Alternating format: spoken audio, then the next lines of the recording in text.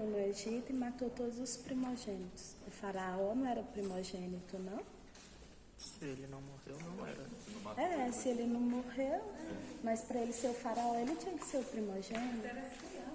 Mas Não, irmã, matou todos os primogênitos, até animais, tipo aquele boi. Ela falava primogênito, ela falava só primogênito. Né? Mas assim, como o faraó era o principal, a pessoa, que ele era o comandante, acho que Deus talvez ele tinha que ver. Você pode ver, irmã, uma coisa, que nem lá lá ele não foi, no Mar Vermelho.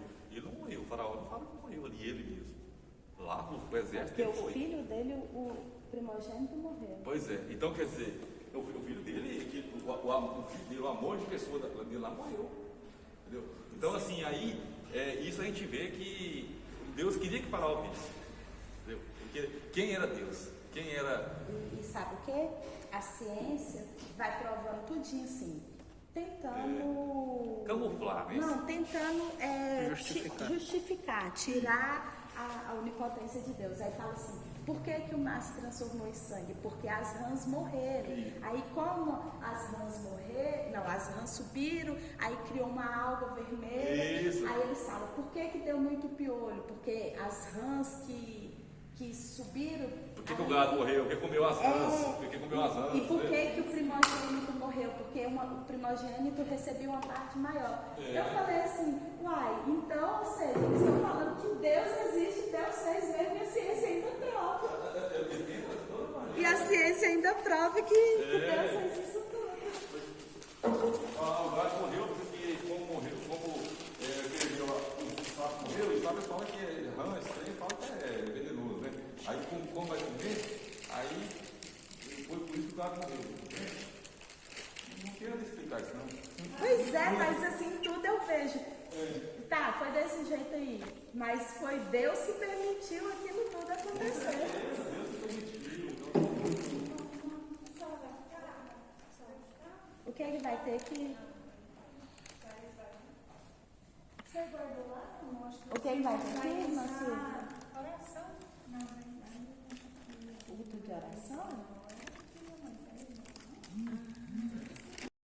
Um momento que passa, o José morre, José, a família, o pessoal daquela época vem a morrer, e o faraó também é trocado, também morre, também passa, vem outro faraó, aí passa a não lembrar quem era José. Aí é onde iremos entrar agora no livro de Êxodo, é onde aquele povo que veio para o Egito, que estava ali, que pode falar naquela época que socorreu o Egito, onde orientou, onde o Senhor colocou a mão e o Egito foi abençoado, onde teve um período de dificuldade, onde teve muitas farturas, tudo, mas teve um período de seca, mas eles estavam bem preparados.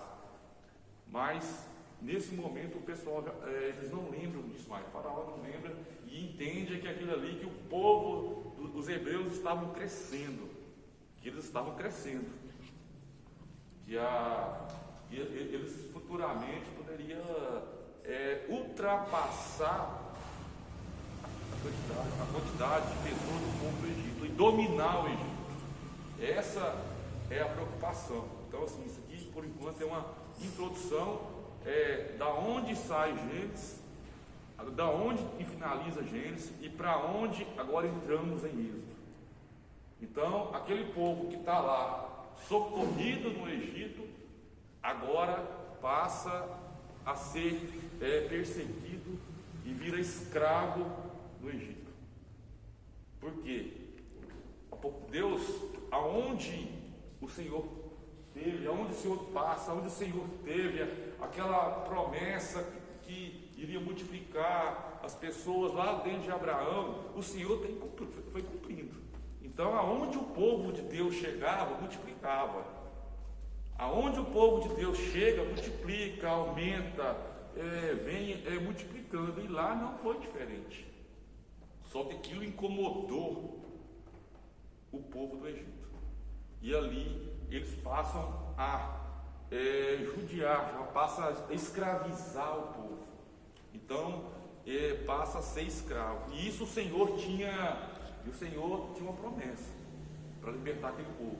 Então aqui, quando a gente tem aqui, ó, se o livro de Gênesis é um livro dos princípios de todas as coisas, que foi aonde iniciou o mundo, como o próprio nome indica, também Êxodo tem sua nomenclatura pertinente aos fatos que descreve, ou seja, o êxodo peregrinação, uma passagem do povo hebraico durante 40 anos desde a sua saída do Egito até a inauguração do tabernáculo.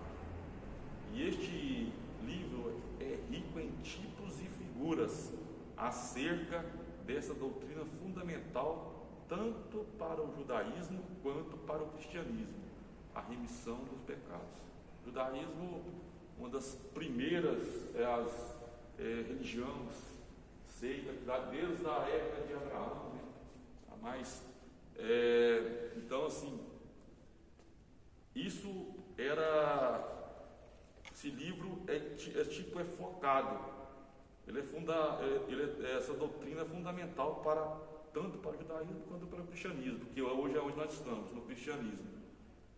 É lamentável os judeus não compreenderem que o tipo representava o antitipo e que em Cristo todo o cerimonial antigo se consumaria e perderia o alto privilégio de se perpetuarem como legítimos detentores dos oráculos de Deus.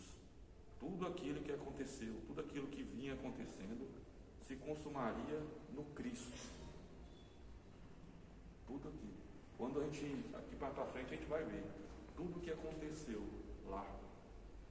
Se você for colocar um paralelo, ele é paralelo com a vida de Cristo, o qual que estamos hoje. Então vamos pular aqui um pouco. A ordem presente no estudo, irmãos, podem falar, podem dar suas opiniões, tá? Pode, o que eu puder responder na hora, eu respondo, senão a gente passa, eu consulto aqui e a gente passa para os irmãos. A ordem do presente estudo é a seguinte: são 9 partes que ele é subdividido. Então, a estrutura do livro, a entrada de Deus na história, a autoria do livro, quem é o autor, a figura de Moisés, a revelação de Yahvé, que a gente vai ver, porque aqui não tem nenhuma vogal, não tem nada, mas significa Yahvé, eu sou. As pragas sobre o Egito, isso aqui é uma passagem bastante, são muitas pregações, a gente vê Deus atuando tremendamente nessa parte aqui.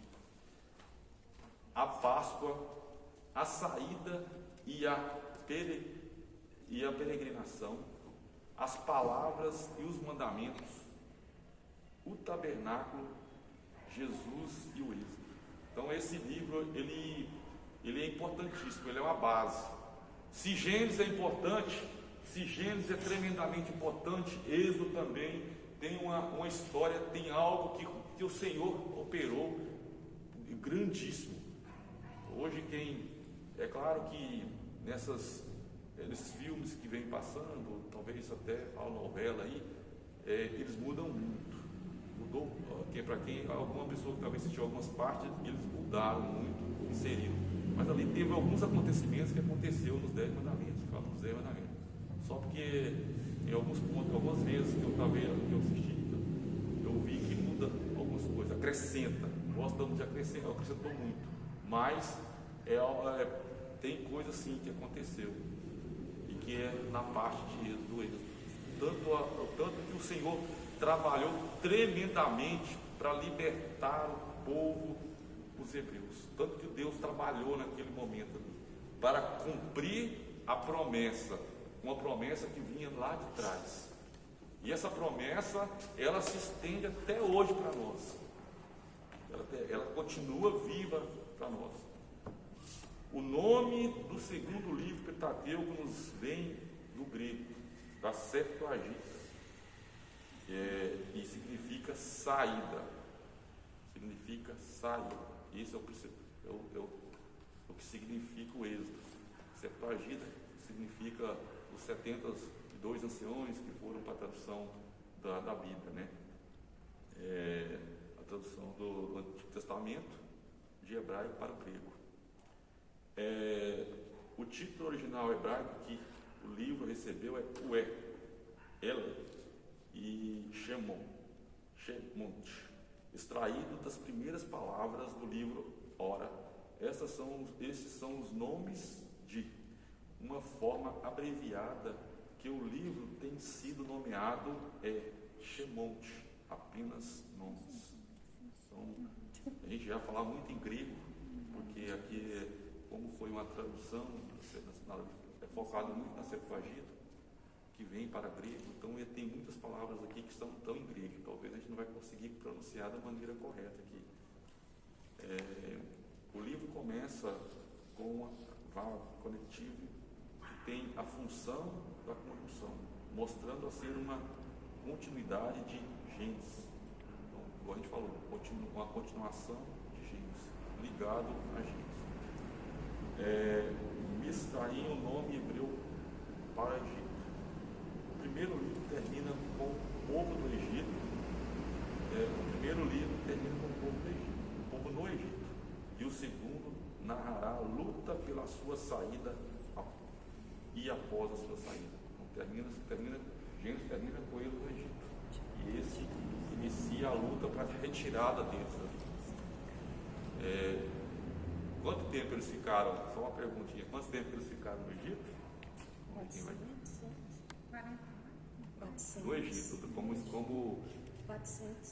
430 anos. Então, eles ficaram ali 430 anos. Ali eles estão contando da época que eles chegaram até a época da saída. Então, lá depois se vocês quiserem confirmar, Êxodo 12:40. Lá fala o período que eles ficaram no Egito. Então vamos aqui a estrutura do livro, nesse início da estrutura. Várias estruturas do livro têm sido propostas, mas adotemos para a compreensão do nosso propósito, apresentada por Sarna, o autor. Do capítulo 1 ao 15, 21, a história de Israel no Egito, a opressão, o clamor por liberdade e a libertação final. O 2, do capítulo 15, 22 a 18, o relato da jornada do Mar Vermelho até Sinai. Do capítulo 19 a 24, o pacto do Sinai e a prescrição da lei, os mandamentos. O capítulo 25 a 40, a ordem para levantar o tabernáculo e sua implementação.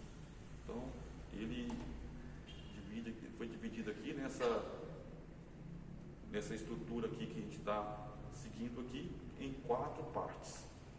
Essa visão da estrutura do livro, além de simples, nos permite haver um plano de trabalho do autor, Moisés. O esboço de Sarna nos mostra como Israel se tornou escravo no Egito e como de lá foi libertado por Yahvé, por Deus. Como eles foram libertados, de que maneira que eles foram libertados.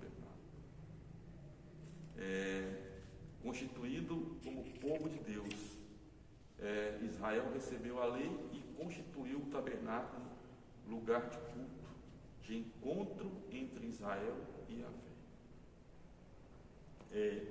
Um pouco mais embaixo, há 8 palavras-chave do livro de Êxodo. Observá-las é uma boa medida, porque elas se constituem na espinha dorsal, na parte principal. São palavras importantes do livro de Êxodo. Também nos ajuda a ver o plano de trabalho do autor, que como dissemos, se torna fundamental para uma boa compreensão do conteúdo da obra. Elas são escravidão, Deus atento. O povo estava, eles eram escravos, mas Deus tinha esquecido aquele povo. Deus não tinha esquecido aquele povo. Deus estava atento a tudo que estava acontecendo. Isso aqui, quando a gente traz para agora, talvez a gente está pela prova, passando por uma dificuldade, e a gente fala assim, mas Deus esqueceu da gente. Deus esqueceu da gente, não está lembrando e eu estou sofrendo. Porque tem coisa, irmãos, que tudo tem a hora certa, tudo tem um momento certo. E tinha um momento certo de trabalho para Deus entrar na situação. E Deus tinha que preparar uma pessoa para que fosse ser o comandante, tomar a frente daquela situação. E para que uma pessoa mais bem preparada que Moisés, como a gente vai falar aqui. Depois a gente vai falar quem foi Moisés, aonde ele foi preparado. É claro que com Deus na frente, qualquer pessoa conseguiria, se Deus falasse que ia tirar. Mas ali para estar junto com o faraó, para estar junto com o povo do Egito, negociando, qualquer pessoa dava conta talvez de chegar ali e negociar? Não. Alguém tinha que conhecer as táticas do Egito, tinha que conhecer tudo sobre o Egito. Então isso aqui foi um tempo de preparação, tanto para o povo ali se preparar, tanto para vir Moisés nascer e se preparar para chegar o momento, né? Moisés, Deus pessoal, quanto Deus trabalhou na vida pessoal de Moisés. Pragas, Deus punindo, Páscoa, Deus redentor, o êxodo, Deus poderoso, mandamentos, Deus santo, idolatria, Deus disciplinador, tabernáculo,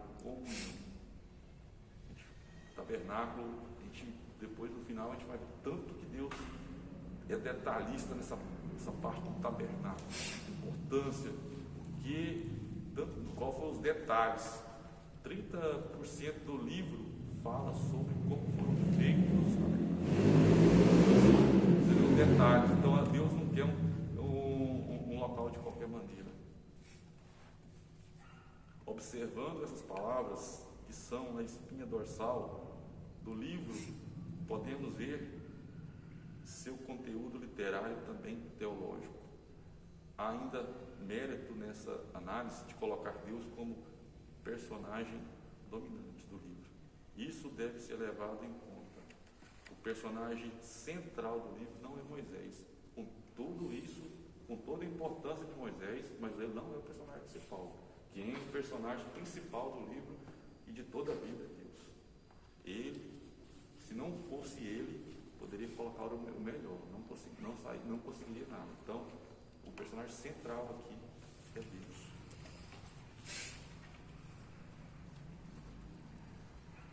A entrada de Deus, o 2, a entrada de Deus na história. A entrada de Deus na experiência do povo é evidente no livro. Por isso, o seu tema pode ser definido como a entrada de Deus na história. Aqui é onde Deus entra.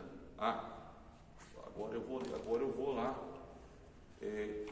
tirar aquele povo. Eu vou lá agora, vi que o povo está sofrendo muito. Vi que aquele povo agora está sofrendo. Então, agora eu vou lá tirar.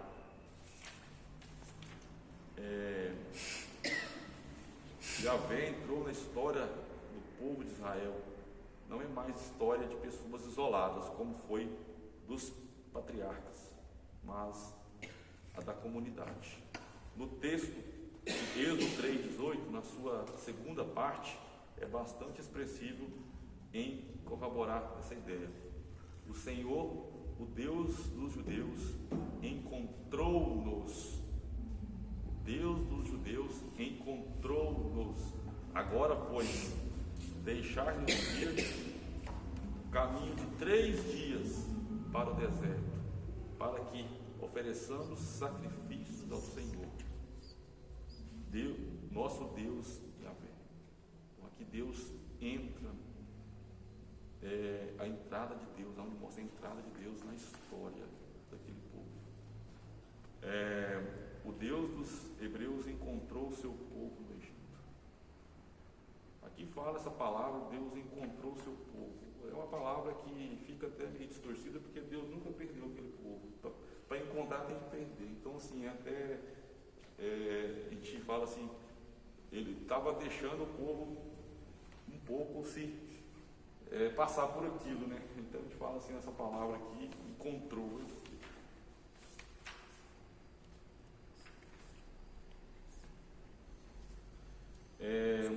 Deus é o controlador invisível de toda a história e de todas as circunstâncias.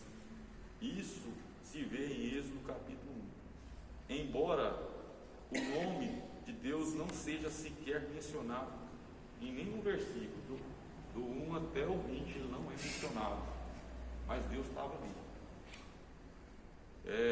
Qual é o livro que não fala o nome de Deus? Esther, né? Esther. Então, quando a gente fala no Esther, se você for buscar o nome de Deus, não tem. Mas Deus está em todo momento trabalhando. Então, igual aqui, do 1 até o 20 não fala em Deus, mas Deus estava ali. Deus estava ali.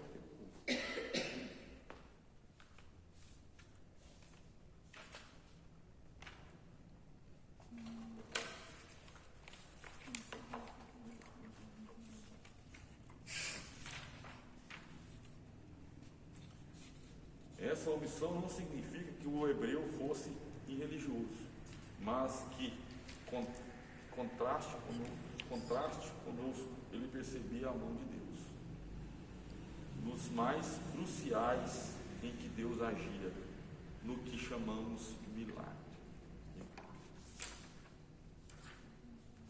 Nada além do seu poder e controle. Aqui fala, Êxodo tornou-se o evento central da experiência de Israel, a ponto de ser contado em muitos salmos e relembrado nas pregações de muitos profetas. Aqui fala, foi esse evento que fez surgir no vocabulário bíblico, foi no evento, as palavras ricas no sentido teológico, como redenção, libertação, redenção e salvação. Ela veio surgir em Êxodo. Nas palavras de Page Kellen, o Êxodo é para o Antigo Testamento, e o que é a ressurreição para o Novo. Então, Êxodo, a importância dele para o Antigo, que é a saída, é quão importante que é a ressurreição para o Novo Testamento. Qual é o ponto central do Novo Testamento? É a ressurreição do Senhor. Ele morreu por nós e ao terceiro dia ressuscitou. Isso é o ponto, quando você fala em todo o Novo Testamento, o assunto principal é esse. E Êxodo também, a saída do povo do Egito, o que aconteceu é o foco principal também está nisso. Então nós estamos num livro que não é qualquer livro, ele é um livro importante para a história, é um livro importante para a nossa fé, para a gente ver o que Deus pode fazer, pelo seu povo, né? O que Deus pode fazer por nós. Talvez é um milagre tão simples, a gente está lhe pedindo para o Senhor, mas não entrega isso tão simples, mas o Senhor pode fazer tanto a mais na sua vida, tanto a mais. A gente abriu o mar. Quem tem esse poder? Quem poderia ter um poder desse de abrir? Então, assim, isso é um ponto importantíssimo. Aqui é só um ponto aqui, depois os irmãos observam esse salmo. Eu também achei muito importante essa parte. O hebreu entendeu isso muito bem. Sua fé não estava elaborada em conceitos, mas na ação de Deus, na história. um exemplo disso se vê na estrutura do Salmo 136. Depois vocês veem o que fala, o tanto que fala que é dos acontecimentos no Salmo 136. Toda aquela parte mais tudo que tem no Êxodo. do Êxodo está lá. E eles iniciam assim, ó, mas a sua benignidade dura para sempre. Aí fala o assunto, mas a sua benignidade dura para sempre. Entendeu? Então assim, lá fala tudo o que aconteceu em Êxodo. Então a importância para o povo e para a gente hoje também, né? A importância que a gente aprende, como a gente aprende. Vamos aqui para o 3, a autoria. Não para nenhuma dúvida no corpo do livro que o autor seja Moisés. Então não tem nenhuma dúvida. Quando a gente fala em autoria, você percebe Deus falando pedindo para que Moisés fosse escrever nas tábuas, pedindo Deus falando que era para ele escrever. Tem várias passagens, mas muitos ainda, como você está falando aqui, ainda falam que não foi ele. Então assim, mas para nós que entendemos aqui a palavra, a gente vê que foi Moisés que escreveu todo o livro, através da orientação do Senhor. E aquilo foi acontecendo e ele escrevendo, né? Então assim, um dos pontos que é falado,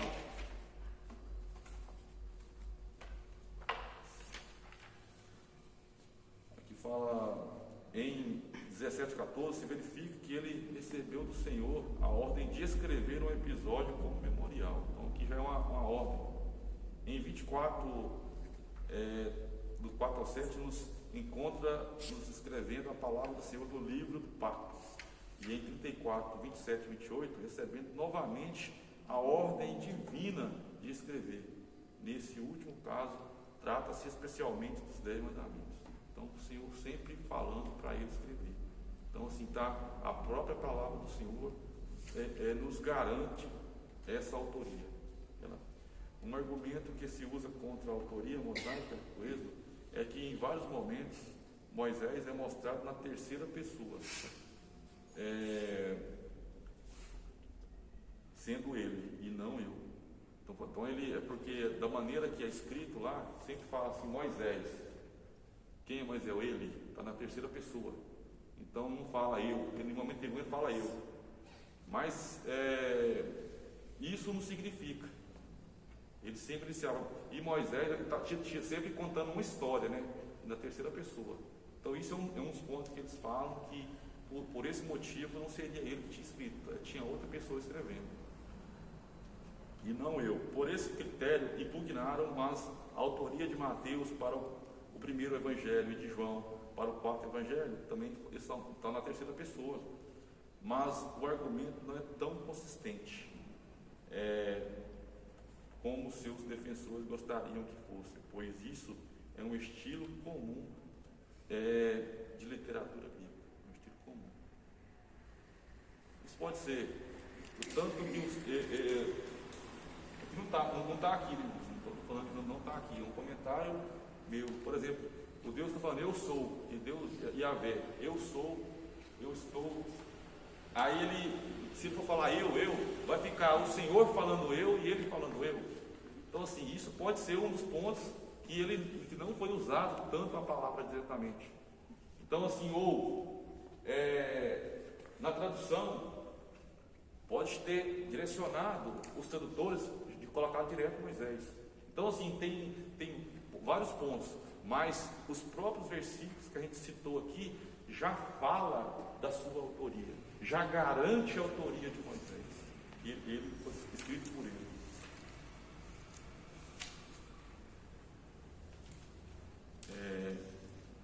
A figura do 4, a figura de Moisés.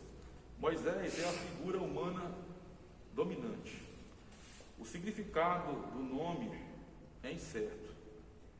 Seu sentido deriva do verbo hebraico mazar, que ocorre apenas em 2 Samuel 22:17 e no Salmo 18:16, com a ideia de tirar das águas. Quando você entra nesses versículos, falam de tirar das águas. Assim vocês vão, não sei se os irmãos chegaram a olhar, busca para a gente aí, irmão, só uma irmã, 2 Samuel 22:17, só para a gente garantir vou mostrar para todo mundo aqui.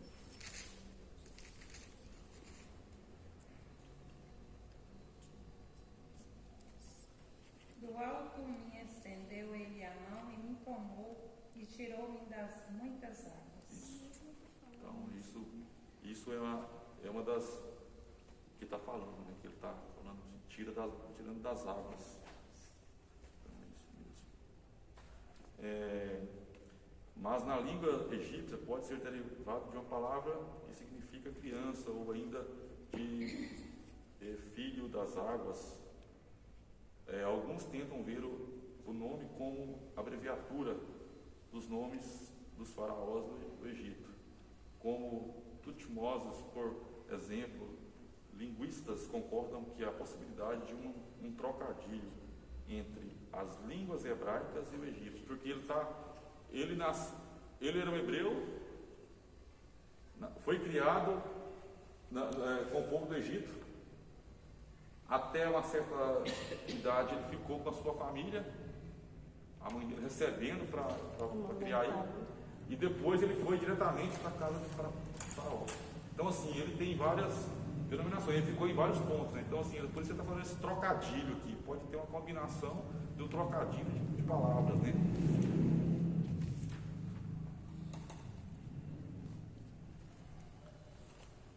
Jonathan Ben Uziel, citado por Adam Clarke, diz que Faraó teve um sonho no qual viu uma balança tendo em um dos seus pratos toda a terra do Egito, isso aqui é muito importante, e um cordeiro no outro. O prato que continha o cordeiro era mais pesado que continha a terra. Chamou imediatamente os principais sábios da corte, Jambres, nomes que aparecem só lá em 2 Timóteo, né, 3:8, disseram a Faraó que dentro em pouco nasceria uma criança das famílias dos hebreus, cuja mão destruiria toda a terra do Egito. Por isso então veio a ordem para que o menino fosse morto. Então, de onde foi criada a ordem de matar as crianças. Através daquela criança, o Egito ia ser destruído. Então é onde inicia essa raiva de Faraó. Eles já eram escravos, já estavam como escravos, tudo, mas aonde começou ali para matar as crianças, porque sabe, os homens eram para morrer todos, só as crianças, meninas que era para manter viva, né? Mas as parteiras não seguiram. Então a gente tem a palavra, elas não obedeceram isso, elas não eram nem loucas para fazer isso, né? Então assim, não obedeceram o que Faraó falou. Moisés é da família de Levi, o que fazia dele um sacerdote em potencial. Então, viveu durante 120 anos da sua vida. Pode ser dividido em 3 períodos de 40. Muito interessante, irmãos. 3 períodos de 40. A vida dele foi 40, 40, 40. Isso é uma... E a gente tem coisa que a gente quer passar por 3 dias, né, irmão? Por hora. A gente quer igual a internet de 500 GB aí, né? Que aqui baixa rápido, né? Download rapidão, né? A gente quer que resolve as coisas na hora, né? E aqui a vida, o que aconteceu com Moisés, já nos explica, ó. 40 anos no Egito, beleza. Então ele é um segundo filho de Arão e Joquebede, ambos da tribo de Levi. Recebeu sólida formação religiosa na casa dos pais que criaram, mesmo tendo se desfeito dele. Recebeu sua formatura em intelectual, política e militar da corte de Faraó. Então, ele não era qualquer um. Ele conhecia bem da política do Egito. Muito inteligente. O que habilitou a desempenhar a função de líder político. Para que um líder nato como foi Moisés? Um líder nato. Conduziu aquele povo ali com a orientação do Senhor tremendamente, porque não é fácil você controlar um, dois, e ele era uma multidão, né? Então assim, foi muito. Aqui o 2, 40 anos no deserto de Midian, constitui a sua família, casando-se com Zípora, filha de Jetro, também chamado de Reuel, sacerdote. Nesse período nasceram os 2 filhos de Moisés, Gerson e Eliezer. Aqui é o período que ele sai do Egito, ele vem a matar um dos egípcios. E 40 anos liberando o povo. Então, 40. É o período que mostra sua personalidade. Aqui agora é onde ele está aplicando o que ele aprendeu. Ele estagiou, ele teve na faculdade do Egito, começou a utilizar um pouco ali fora no deserto, ali em Midian, ali com as suas ovelhas, ali já no deserto também, mas agora ele vai aplicar o que ele sabia da política, tudo de liderança, agora ele está aplicando lá no deserto, acompanhando aquele povo. Então não é de qualquer maneira que a gente, quando você fala o pastor está aqui comandando a igreja, está aqui na liderança da igreja, quando você busca o conhecimento, por onde ele passou, quantos anos que ele tem de pastoreio, o que aconteceu com ele até chegar onde ele está aqui, você pode ver que ele tem uma história muito grande para ser contada. E isso é atrás de cada pastor, pastor Eliezer, pastor Sebastião e todos os demais pastores. O nosso bispo aí, para chegar a bispo, o que foi a vida dele? Qual foi as etapas que ele passou? Então isso é interessante, isso aqui, essa passagem aqui, para ele chegar a conduzir aquele povo, o que acontece. Na sua personalidade multifacetada, exibe várias habilidades, mostrando como servo do Senhor, como profeta, como sacerdote, como juiz, como ensinador. Então, são pontos importantes, como líder e legislador. Tudo isso é algo que ele fazia bem feito. Deve-se levar em conta que Deus também lapidou Moisés. Isso aqui do início, vemos como um homem violento, que assassina um egípcio e é obrigado a fugir para salvar a sua própria vida. Isso aqui. Mais tarde, em Números, lemos que Moisés era um homem muito manso, mais do que todos os homens que havia sobre a terra. Que mudança, irmãos, que lapidação, né? Então, assim, essa lapidação acontece muito na gente, na nossa mudança de gênero, essa maneira de entender, a nossa maneira de lidar com as pessoas. Talvez você não aceita a opinião, mas Deus vai te lapidando para mostrar assim, a maneira, é do jeito que você quer, do jeito que eu quero, da maneira que eu. Então, assim, isso Deus vai trabalhar na vida da pessoa. Quem foi Saulo e quem foi Paulo? Que mudança, que virada de chave ali rápida. E isso acontece na nossa vida. Isso acontece conosco também, né? Aqui encontramos aqui uma lição para nós também, pois encontramos líderes prepotentes, mal educados, que camuflam o seu desequilíbrio, que desculpa de serem francos. Franqueza é uma coisa, falta de educação é outra. Então isso aqui é importantíssimo. Talvez a franqueza ela é de uma maneira. Agora, porque eu sou franco, não significa que eu tenho que ser mal educado. É claro que tudo é a verdade que é importante. A franqueza vem o que? A verdade. Mas também não, por isso não precisa ser mal educado.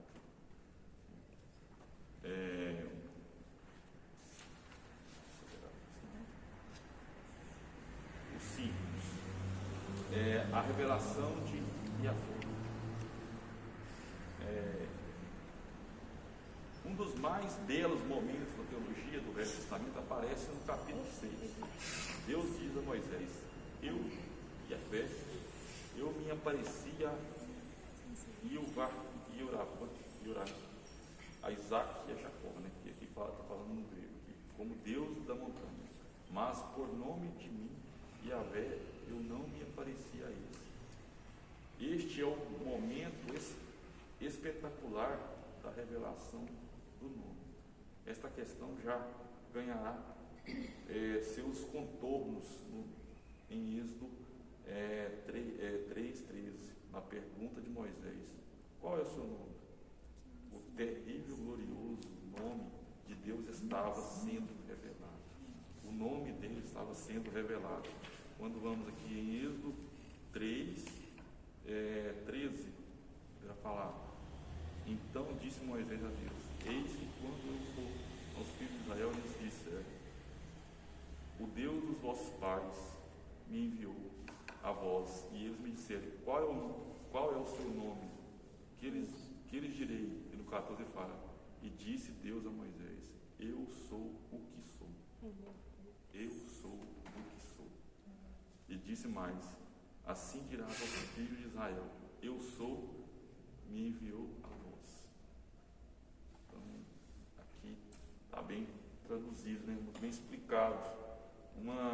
A resposta de Deus aqui fala, foi no singular: eu sou o que sou, né? Uma transliteração do hebraico, Yahvé, Yahshé, uma forma abreviada ou contraída da frase Yahvé, que pode ser entendida como eu sou e eu serei, até mesmo estou sendo. Então essa é a tradução do significado de Yahvé, é Deus, eu sou.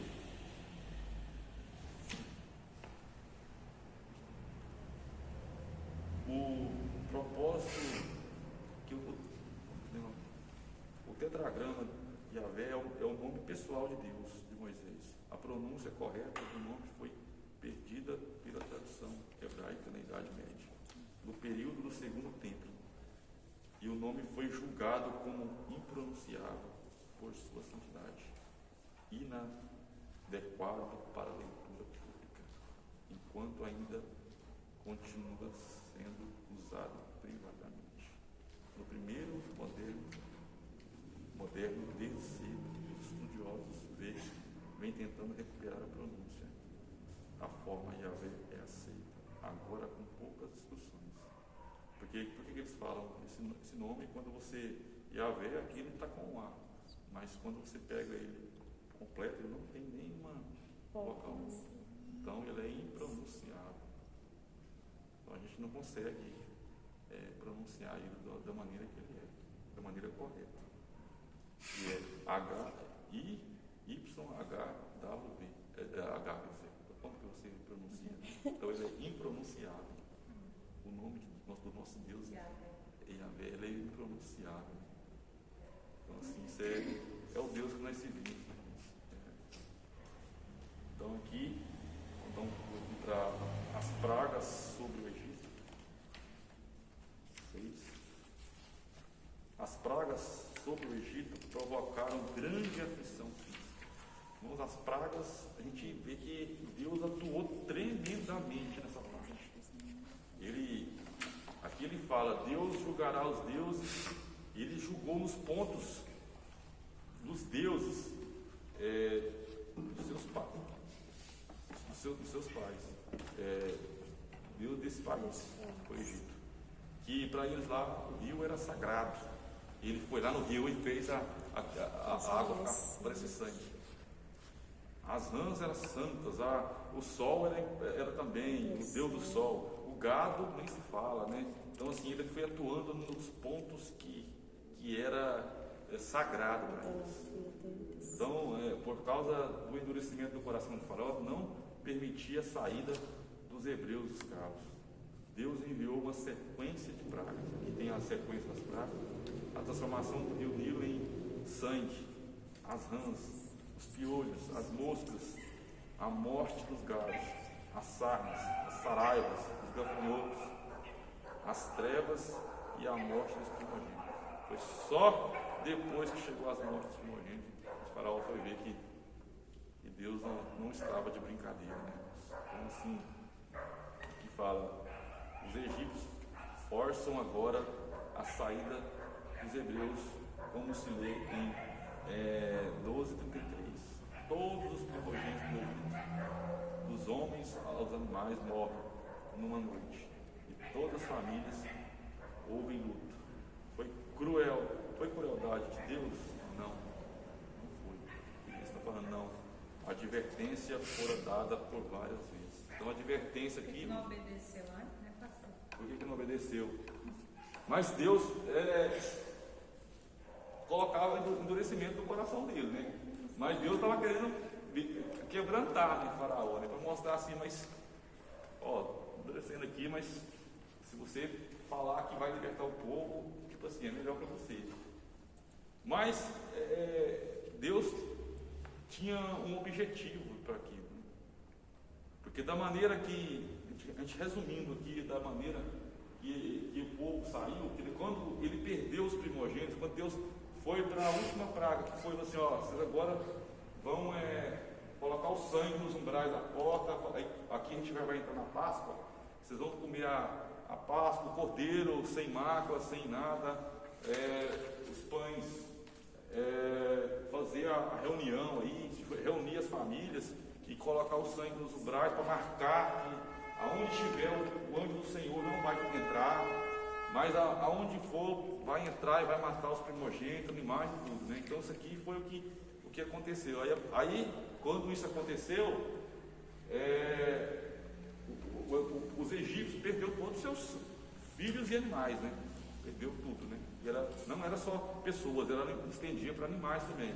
Aí que o faraó foi observar, assim, mas olha, agora eu quero que esse povo saia daqui. Agora eu quero que esse povo vai embora, né? Então assim, aí no lugar, isso aqui eu entendo, você orando a Deus e Deus nos mostrando, ele fala assim, talvez se tivesse saído tão fácil, se eu tivesse saído lá na primeira praga, aquele povo ia sair de mão banana. Eu estava pensando isso, as pragas do Egito serviam muito mais para o povo de Deus do que para os egípcios. Ela serviu para o povo de Deus. Porque o povo de Deus viu o poder que o Deus... Porque hoje, esse livro me mostrou tanto, eu aprendi, a gente vai, quanto mais você lê, a gente vai entendendo o tanto que o Senhor é detalhista na parte do tabernáculo, na montagem dos locais, do Santo dos Santos ali, das cortinas, os pontos de ouro e prata, tudo. Aí, nesse momento aqui, Faraó fala o quê? Faraó fala assim, não, agora entrega ouro, entrega prata e põe esse povo para embora. Eu não quero mais esse povo aqui não, porque agora eu já vi que nós estamos só perdendo com esse povo. Então libera eles. Aí o Faraó enche eles de ouro e prata. E esse ouro e prata ia ser utilizado depois. O povo ia precisar para fazer o que o Senhor iria orientar. Então assim, isso vem nos mostrar o seguinte, Deus foi endurecendo, não porque Deus é focado em bens materiais, mas para aquele povo também que tanto sofreu ali, aquele povo que tanto sofreu ali, escravizados, e para que eles não saíssem de mão banana. Isso foi fácil, né? Então assim, vai mostrar assim, não, eles estão saindo, então o faraó tá pagando aqui, o faraó então quem pega ouro e quem vai, eu não quero você no meu meio mais não. Isso aqui é o que fala, o que o faraó fala, não quero mais. Depois ele arrepende. Depois ele passa um pouquinho lá o período lá e já vai atrás, mas depois só leva, né? Isso é para nos ensinar, né, pastor? Às vezes a gente passa uma prova e ela não passa e já tem coisas mais difíceis, né? Tá difícil, mas é perseverando que um dia tu arrepende. E talvez tem um ponto importante aqui que a gente está trazendo para a gente hoje. Talvez a prova está estendendo demais e a gente está pedindo a misericórdia. Senhor, eu não estou aguentando mais. Senhor, mas o Senhor quer entregar algo muito melhor para a gente. Verdade. Mas Ele quer nos preparar.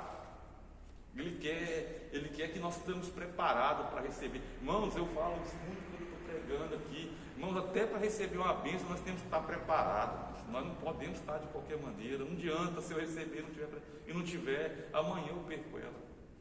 Amanhã. Pastora, assim, eu sei que eu estou entrando, mas eu passei assim 6 meses lutando pela bênção, pela vitória.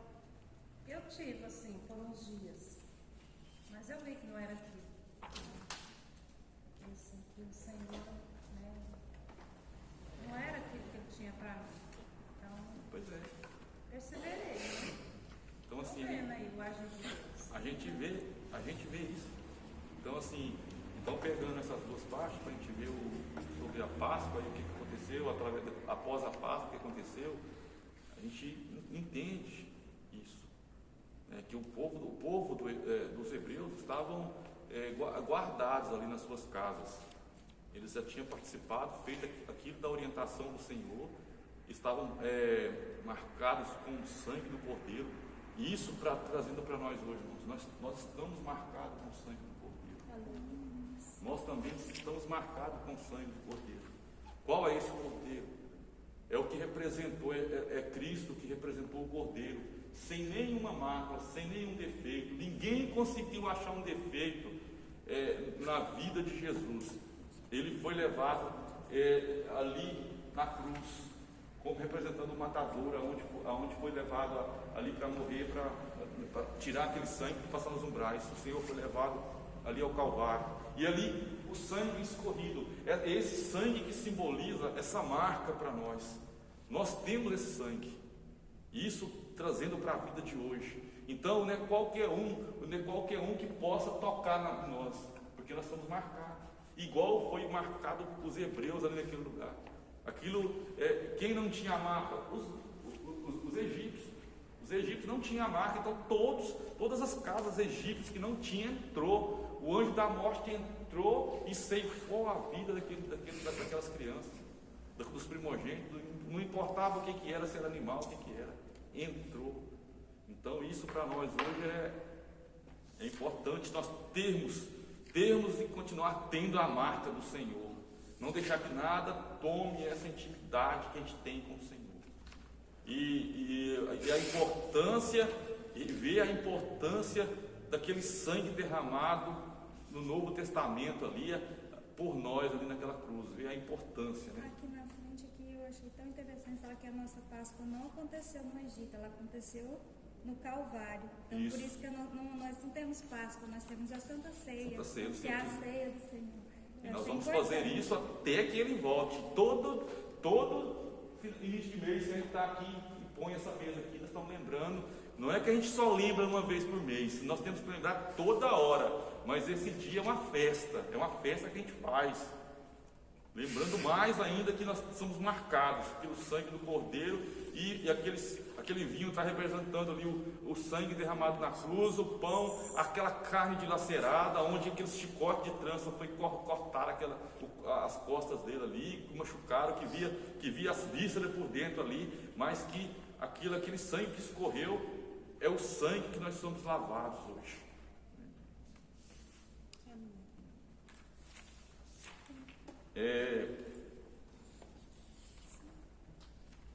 Aqui a saída, o oitavo, a saída e a peregrinação. E por fim, por muita tensão, os hebreus conseguem sair do Egito.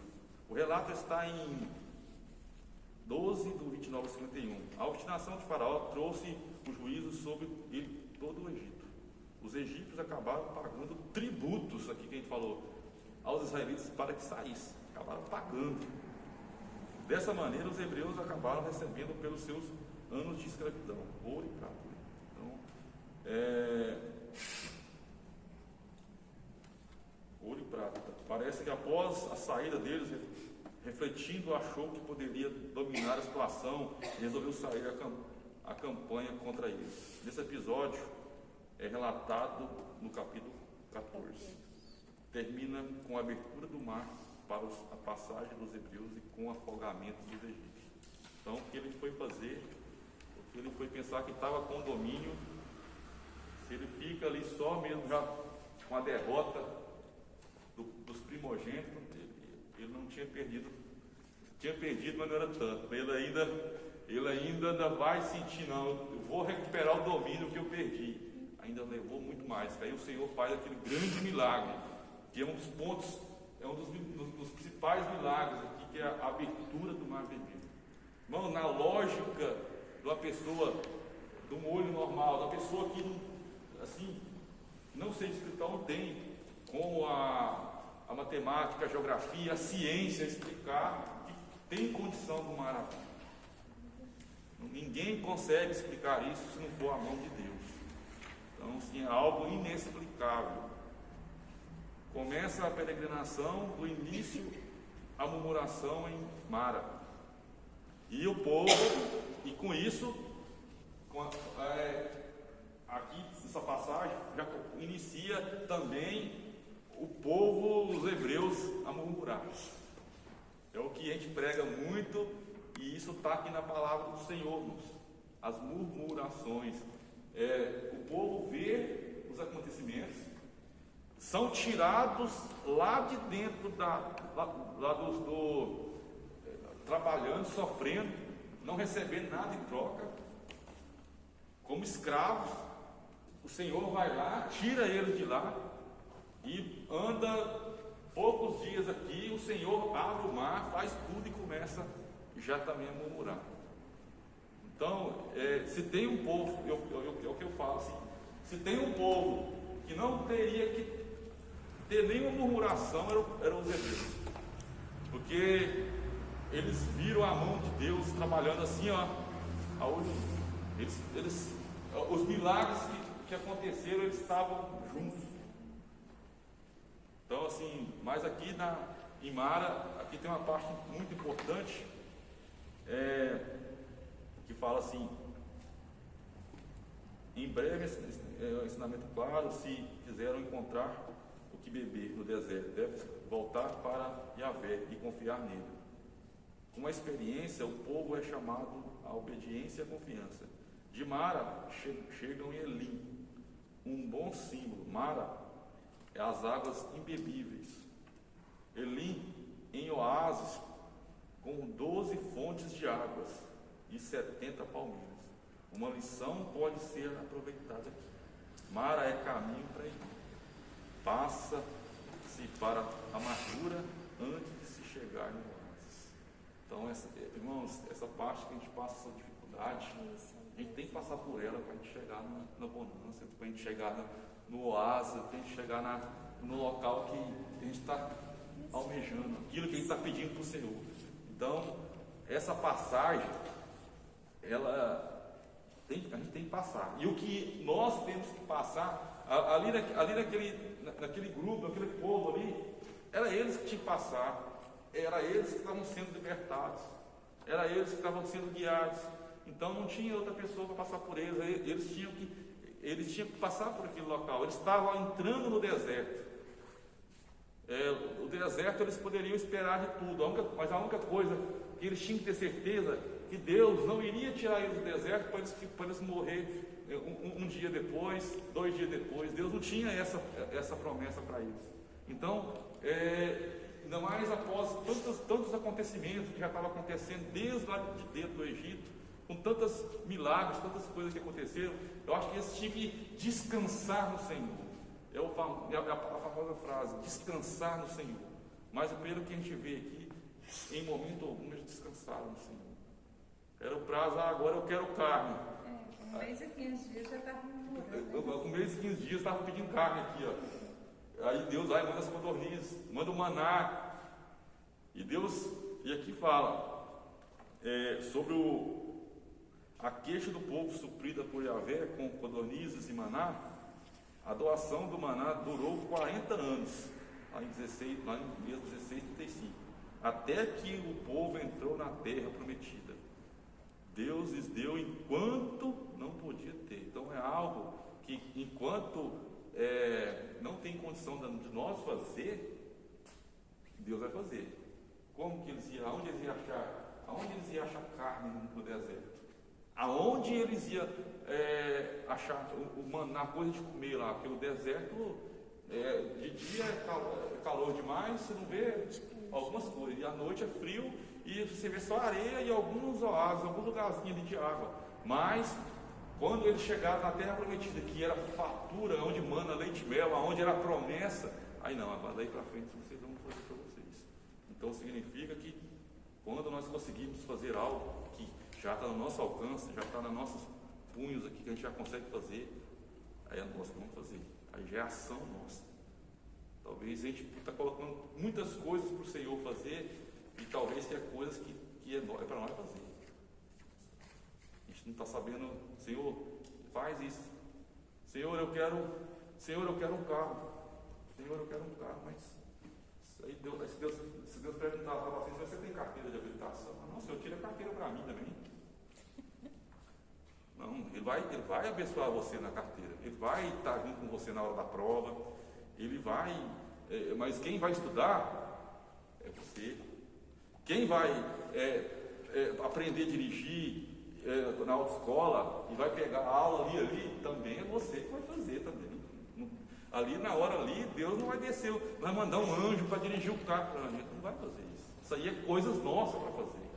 Então assim, só alguns exemplos, né, para a gente entender o que é a parte de Deus e o que é parte nossa para fazer, né? Só está acabando aqui, só o nono aqui, né? É o nono, a palavra ou os 10 mandamentos, né? Aqui fala, o texto do capítulo 19 e 24 é chamado o livro do pacto, assim o denomina. É uma fonte grandiosa, os versículos de um são introduzidos, mostra grandiosamente o evento. O versículo 6 é bem claro. Aqui fala dos mandamentos, né? Na página 53, eles são enumerados como tais, mas recebem este nome de Êxodo, que dá mandamento em Êxodo 34, 28 e Deuteronômio 4, 13, 10, 4.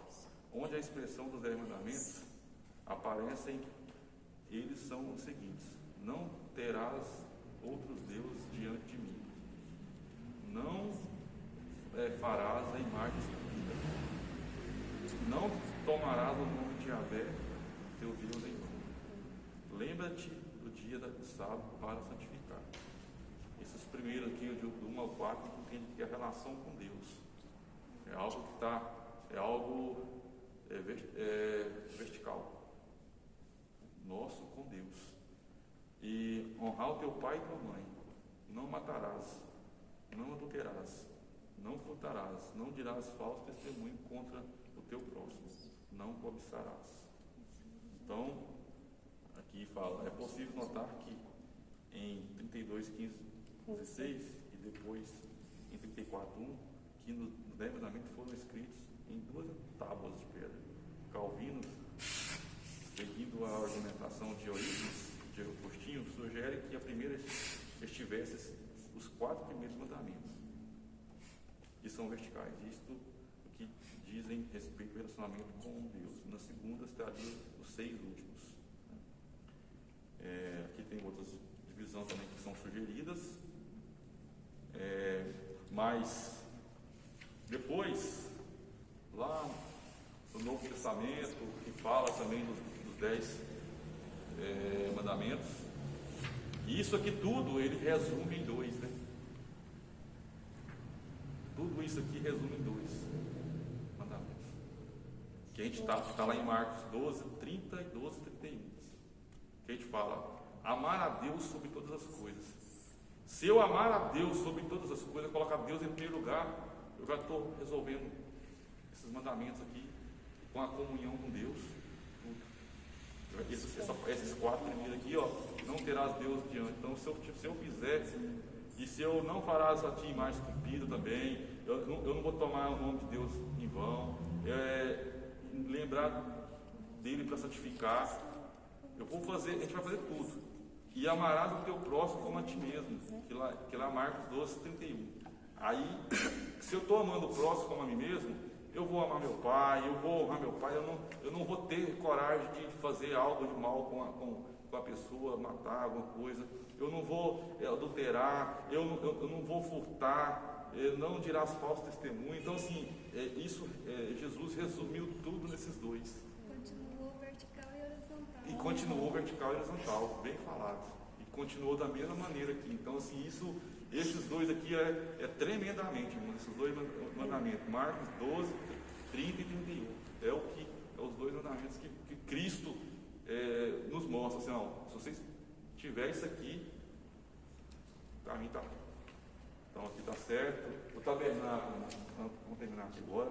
Só o tabernáculo aqui fala o tanto que Deus é detalhista, que eu falei no início, né? O tanto que Deus é detalhista, ele explica detalhes aqui da maneira que é para ser feito, a metragem. Se você for ver lá em Êxodo, mostra tudo certinho, assim, o que é para ser feito, ó, a parede de tanto, o Santo do Santo tem uma cortina separando do santo lugar, e assim, os detalhes, né? Então, isso tanto que é importante. Então, isso significa o quê? Que hoje a casa do Senhor, nós temos aqui a igreja, tudo que representa, a gente vem cultuar, mas a morada do Espírito Santo é o que? O nosso coração. E isso resume isso aqui tudo em quê? E o Senhor não quer a casa dele de qualquer maneira. Ele não quer o nosso coração de qualquer maneira. Se nós somos a morada dele, a morada do Espírito Santo, a morada do Senhor, então essa morada tem que estar limpa, essa morada não pode ter ódio, essa morada tem que estar amando o próximo, essa morada tem que ter primeiramente Deus sobre todas as coisas. Então essa tem que ser a morada. Então, resumindo o que está falando, tudo que Deus fez lá em Êxodo para os tabernáculos, para a construção dos tabernáculos, mostra o que nós temos que ser hoje. O tanto que ele preocupa e o tanto que ele foi detalhista em cada ponto. Jesus, e o último aqui para fechar, Jesus e o Êxodo. É oportuno observar alguns contornos do Êxodo na vida de Jesus. Lemos no 4:22 o seguinte: então dirás Faraó assim, diz o Senhor, Israel é meu filho, meu primogênito. Lemos depois que em João 3,16 que Jesus é filho unigênito de Deus. A título de filho, como conexão, como termo especial, refere-se primeiro Israel como primogênito, depois Jesus como unigênito. Então fica a questão curiosa: se Jesus é unigênito, único gerado, não teve outro, Israel não podia ser primogênito, mas o sentido aqui é uma geração de nascimento, uma geração de relação, é de relacionamento, é relacional e não biológico. Israel ocupa um lugar especial na revelação do Antigo Testamento. Esse lugar é de Jesus no Novo. Então lá era a importância, é uma relação, é o cuidado que Deus tem com o povo de Israel. Mas filho é Jesus, é unigênito, igual Deus tem confirmado, né? Então isso é o que Deus tem aqui para nós hoje, né? Colocou no meu coração. Não sei se os irmãos gostaram, mas que Deus possa estar abençoando cada aluno, né? Que vocês continuem, não parem. Esses livros são muito importantes. Eu sei que esse Pentateuco aqui, todos os livros são importantes, e vão vir mais livros importantes. O que terminou também. Então, assim, eu sei que não dá tempo da gente ver todos, ponto a ponto, mas ler em casa. Isso aqui, ó, a gente abre um leque. Eu mesmo aprendi muito estudando esse livro. Pontos que Deus mostra para a gente, assim, os acontecimentos, né? O que aconteceu, as coisas que Deus abre a mente da gente, assim, nossa, mas eu não imaginava que seria assim. E é Deus abrindo através da leitura. Então eu agradeço muito aos irmãos. Vamos colocar de pé.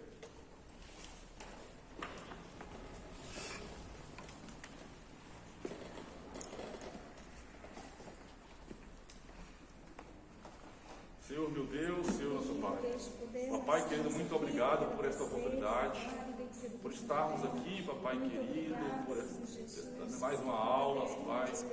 Pai, eu venho só agradecer ao Senhor, Pai, que o Senhor venha acompanhar cada aluno, cada irmão, os irmãos que estão aqui, Papai querido, para aprender mais do Senhor. Pai, que o Senhor continue abençoando, Pai querido, que eles vão até o fim desse curso, que possa ter um grande aproveito, Pai. Eu sei que são ricas aquilo que o Senhor tem para cada um, Pai querido. Muito obrigado por me usado aqui hoje, Pai querido. Eu agradeço muito, Pai querido, por esta oportunidade.